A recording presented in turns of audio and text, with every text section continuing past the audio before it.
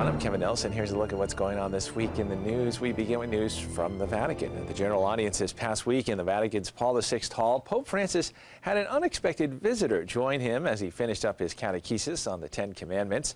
Rome Reports has more on the Pope's guest and his message.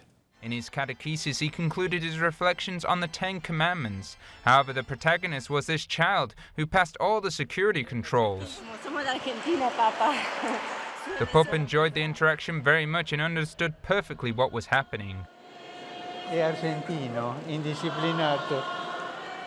The little one moved freely and even called his sister to follow him on his adventure. The scene affected the Pope very much. Este chico no puede hablar, es mudo, pero sabe comunicar, sabe expresarse. Y tiene una cosa que me hizo pensar, es libre, indisciplinadamente libre.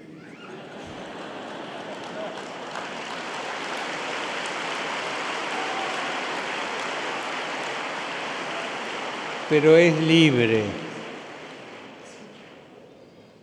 Y me hizo pensar a mí, ¿yo soy también libre así delante de Dios? Cuando Jesús dice que tenemos que hacernos como niños, nos dice que tenemos que tener la libertad que tiene un niño delante de su padre. No sé, creo que nos predicó a todos este chico y pidamos la gracia de que pueda hablar. In his catechesis, Pope Francis summarized the Ten Commandments, which he said expresses how God's love makes people free. Al liberarnos de la esclavitud de los deseos mundanos, podemos así recomponer nuestra relación con las personas y con las cosas, siendo fieles, generosos y auténticos. Looking now at news from around the world during the English and Welsh bishops' recent ad limina visit to Rome, Archbishop Bernard Longley of Birmingham said they were informed that the second miracle needed for the canonization of Blessed John Henry Newman had been found. The cardinal was beatified in 2010 by Pope Benedict XVI in Birmingham, England, after the miraculous healing of Boston deacon Jack Sullivan. Archbishop Longley told Catholic News Service that the medical board responsible for assessing a second miracle has now delivered a positive assessment to the congregation, and that the congregation will meet early next year to consider the medical board's assessment and to make its own recommendation to Pope Francis, who will make the final decision and possibly set a date for the canonization ceremony. The second healing miracle involved a young law graduate from the Archdiocese of Chicago who faced life-threatening complications during her pregnancy, but suddenly recovered when she prayed to Blessed Newman to help. More news from the Vatican. The Vatican Nativity scene is well under construction, and this year it will have a bit of a beach feel to it. About 700 tons of sand is being brought in from Jesolo, Italy to St. Peter's Square to create the Sand Nativity. At the helm is Rich Verano, who is from Florida. He, along with 3 other sculptors, were charged with creating the intricate nativity scene.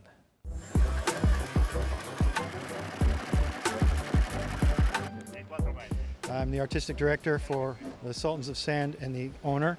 We've been working doing sand nativities here in Italy for 17 years this year for Jesolo in the north, and we're extremely happy to be here at the Vatican this year.